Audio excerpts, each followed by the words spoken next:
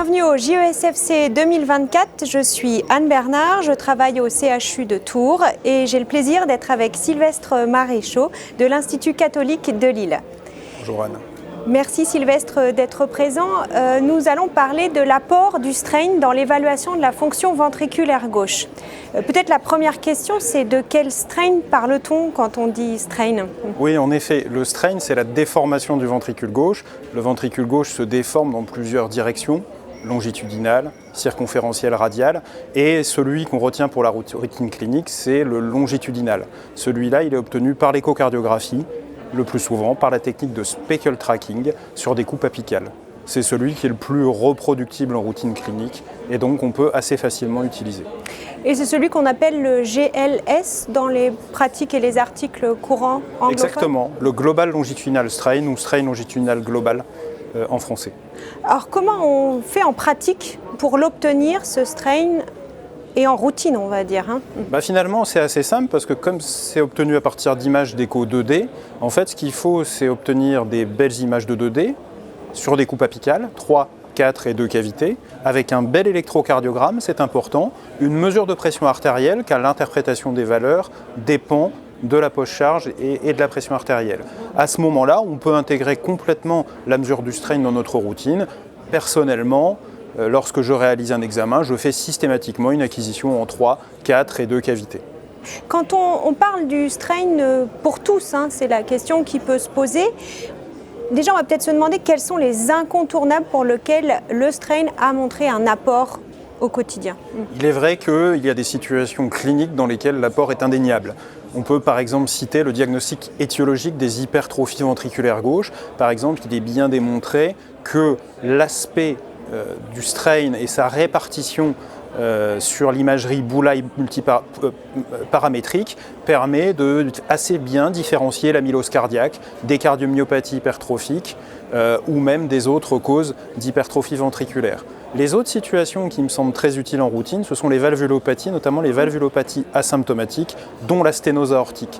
Car l'augmentation de la post-charge liée à la sténose s'accompagne d'une diminution du GLS, alors que la fraction d'éjection ventriculaire gauche reste normale. Et il est bien documenté qu'un strain à moins de 15% est de plus mauvais pronostic.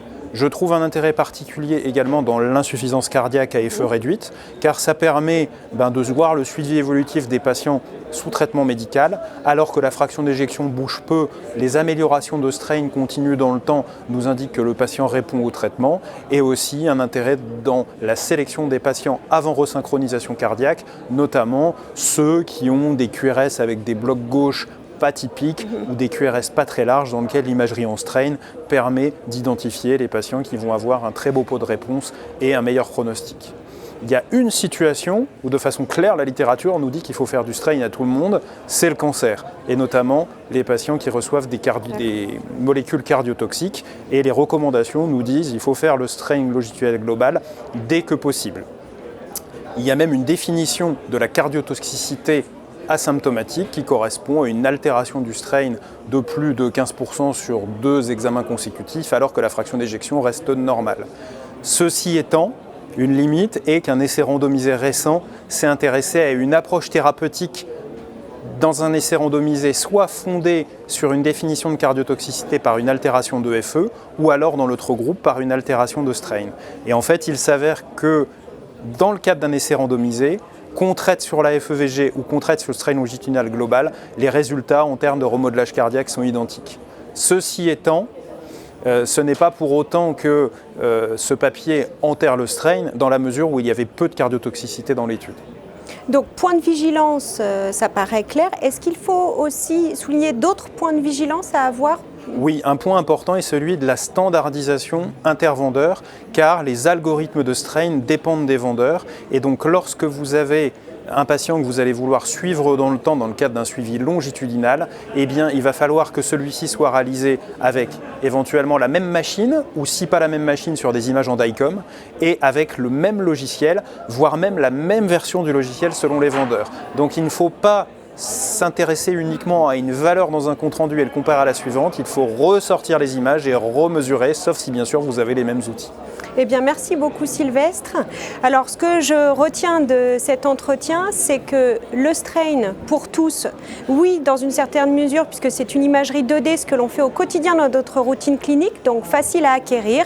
Mais maintenant, nous avons encore besoin de preuves pour l'utilisation chez tous les patients et puis surtout encore besoin de standardisation.